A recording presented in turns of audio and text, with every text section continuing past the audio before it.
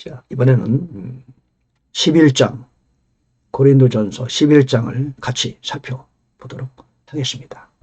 11장은 제가 주제를 멘토를 찾으라 그렇게 정했어요. 멘토를 찾으라. 이 구절은 없는 단어죠. 제가 만들었어요, 그냥. 왜냐하면 구절을 잘 살펴보니까 멘토가 필요하구나. 하나님께서 우리에게 멘토를 주시는구나. 이런 생각이 들었어요. 나를 따르는 자 되라. 두 번째는 남녀 질서의 문제. 세 번째, 때로 이단 파당도 필요하다. 네 번째는 성찬의 또 다른 의미. 10장에서 다뤘었죠. 11장에는 좀 자세하게 성찬의 의미에 관하여 우리에게 가르쳐주고 있습니다. 자세히 한번 살펴보도록 하겠습니다. 예. 첫 번째는 멘토를 찾자. 멘토. 이게 있어요. 1절에 보니까 내가 그리스도를 따르는 자가 된 것 같이 너희도 나를 따르는 자가 되라. 이게 멘토잖아요. 멘토, 멘티. 오늘날 이제 사용하는 우리 용어죠. 따르는 사람은 멘티고 이끄는 사람은 멘토 아닙니까? 이제 우리의 이제 사도 바울의 멘토는 그리스도였죠. 그리고 사도 바울은 본인이 또한 멘토의 역할을, 훌륭한 멘토의 역할을 하고 있잖아요. 바로 우리에게 이제 주시는 교훈이죠. 너희도 나를 따르는 자가 되라. 즉 나의 멘티가 되라. 그런 아니겠습니까? 지금 사도 바울은 고린도 교회에 이렇게 권고하고 있지만 지금 이 시대를 살아가는 저와 여러분은 어떻습니까? 우리에게도 동일한 교훈이 지금 적용되잖아요.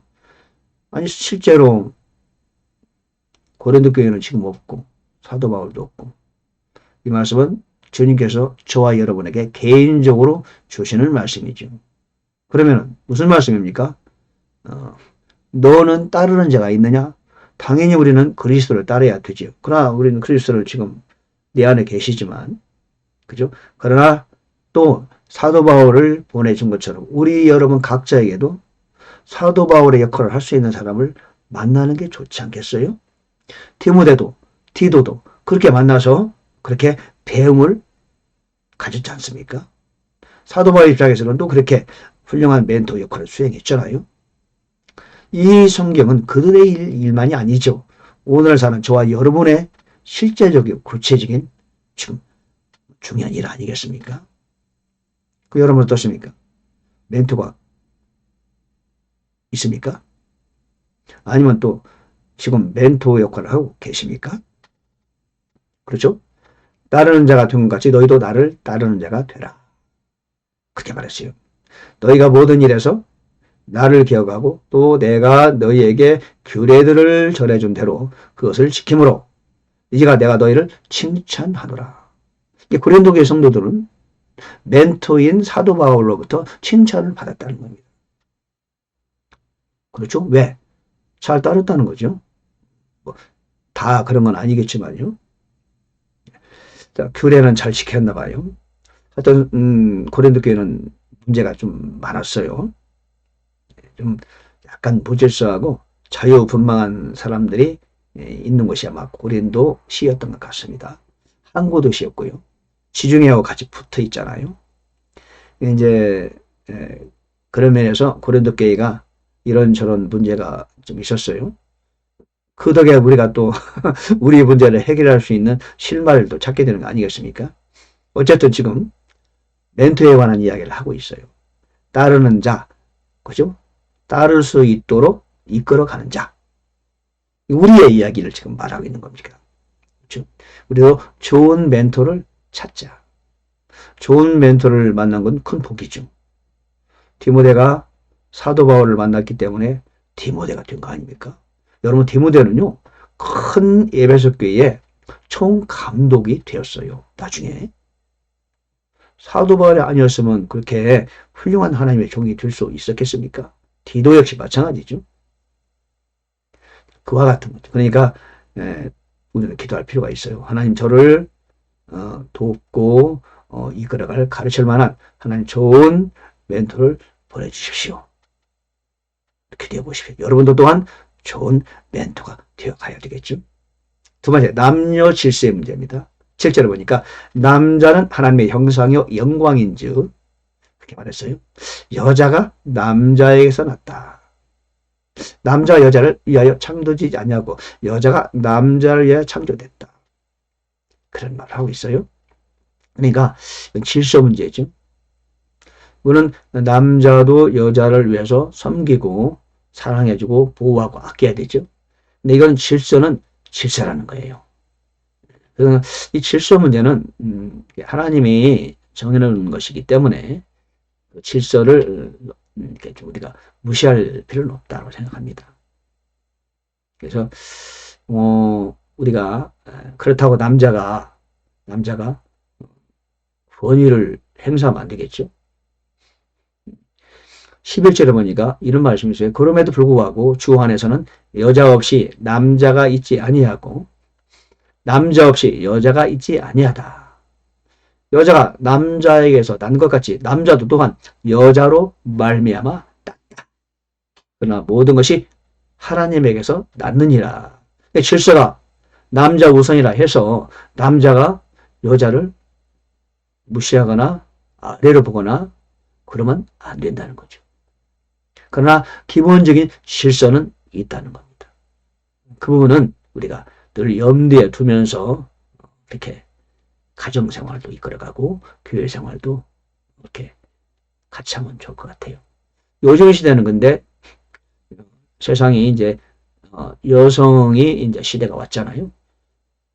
그러면 그 세상이 현재 그것도 하나님이 만들어주는 환경이에요. 훌륭한 여성 사역자도 계시고 기도 많이 하는 분들도 많이 계시고 오늘 여성들이 교회에서 역할을 하지 않으면 교회가 유지되기 어렵잖아요. 기도 많이 하는 아주 정숙한 여성들이 얼마나 많습니까? 그러면 마땅히 존경받고 존중받아야 되는 거죠.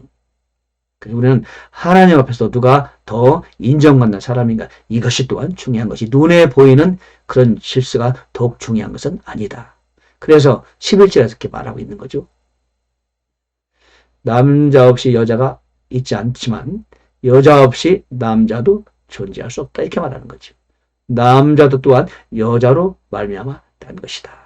서로 존중하고 서로 인정하고 서로에게 예를 갖추고 서로 위해서 기도하라. 서로를 섬겨라. 이런 뜻입니다. 세 번째는 이단 파당도 때로 필요하다. 독벌이 가라지의 필요성이 있다는 거죠. 19절에 보니까 인정받는 자들이 너희 가운데서 밝히 드러나려면 너희 가운데 반드시 이단 파당도 있어야 하느니라. 그렇죠? 이단 파당이 때로는 역할을 하는 거죠. 사탄은 항상 우리를 괴롭히지만 결국은 뭡니까? 스파링 파트너에 불과해요. 사탄이 욥을 괴롭히고 엄청난 참 환난을 갖다 줬지만 결국은 뭡니까? 욥이 큰 복을 받고 성장하는데 성숙하는데 도구 역할밖에 못한 거죠. 이단 파당이 있다. 좋아요. 이단 파당이 있어야 올바른 분이 꼭 필요하구나. 우리에게 저분이 아주 지금 좋은 역할을 하고 계시구나. 알 수 있는 거예요. 이단이 있어야 올바른 사람이 또 드러나게 되는 거 아니겠어요? 무엇보다 먼저 너희가 교회에 함께 모일 때 분쟁이 있다는 것을 내가 듣고 부분적으로 그것을 믿는다. 그러나 이단 파당도 때로는 필요하다. 역할이 있다는 얘기죠. 역할이. 참 악인이 참 막 횡행하면은 선한 사람이 드러나잖아요. 그러니까 그 역할이 있다는 거죠. 그래서 이제 그런 걸 너무 우리가 세상을 살아갈 때도 마찬가지죠. 항상 좋은 일만 있는 건 아니에요. 좋지 않은 일도 생겨요. 부정적인 일도 얼마든지 있어요. 그러나 부정적인 일이 있음으로써 긍정적인 그런 것들이 더 인정을 받게 되고 드러나게 되지 않겠습니까? 그런 측면이죠. 그런 측면. 가라지도 때로는 좋은 곡식을 드러나게 하는데 역할을 하더라. 그런 말입니다. 네 번째는 아까 말씀드린 성찬의 의미 있습니다. 기억하라. 주의 죽으심을 보이는 것이다. 이러는데 25절에 보니까 너희가 그것을 마실 때마다 나를 기억하여 이것을 행하라. 24절에는 이것은 너희를 위하여 찢긴 내 몸이니 나를 기억하여 이것을 행하라. 즉 성찬은 첫째 기억하는 것이다. Remembrance. 예수님께서 나를 위해 십자가에 죽으시고 그죠? 창을 맞으시고 피를 흘리셨다. 우리는 그를 일평생 동안 영원한 나라 가서도 역시 기억해야 되는구나. 성찬은 첫째 기억의 의미가 있습니다. 또한 26절에 보니까 이는 너희가 이 빵을 먹고 이 잔을 마실 때마다 주의 죽으심을 그분께서 오실 때까지 보이는 거다. 보이는 거다. 즉 지금 예수님은 안 계셔요. 근데 우리가 성찬을 행함으로 주의 죽으심이 우리가 보이는 거예요. 우리가 서로에게 보이고 세상에도 보이는 거죠. 예수님이 다시 오셔서 십자가에 죽으실 수는 없잖아요. 그러나 우리는 성찬을 행하면서 십자가의 죽으심을 보이는 거예요. 쇼하는 거죠. 보이는 겁니다. 성찬은 그런 의미가 있죠. 십자가에서는 하나라는 것을 또한 의미하는 것이다.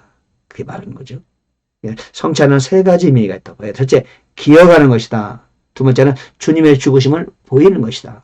세 번째는 우리는 하나하라. 한 몸이다. 한 빵이다. 한 잔이다. 이거를 우리가 아는 것이다. 이해하는 것이다. 세 가지 의미가 있다고 생각됩니다. 29절에 보니까 합당하지 않게 먹고 마시는 자는 주의 몸을 분별하지 못하고 자기를 위하여 정죄를 먹고 마시느니라.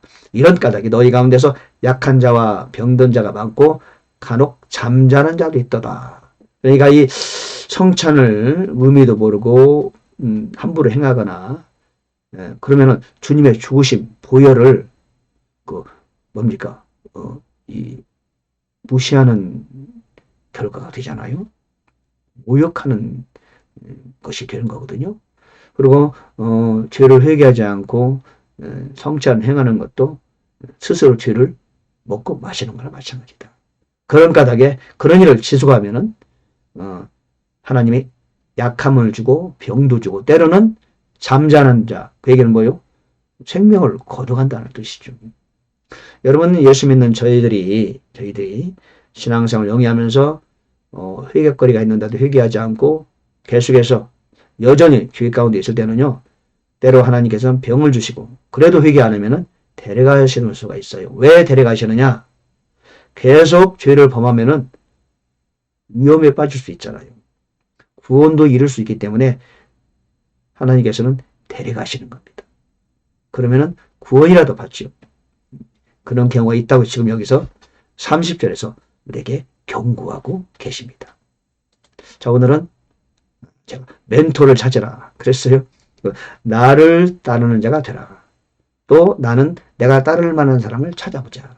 이렇게 말했고 이단 바당도 때로 필요하다. 성찰의 의미는 세 가지가 있다. 남녀 질서의 문제 그렇게 같이 말씀을 상고하면서 은혜를 나눴습니다.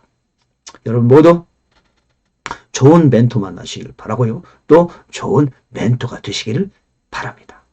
감사합니다.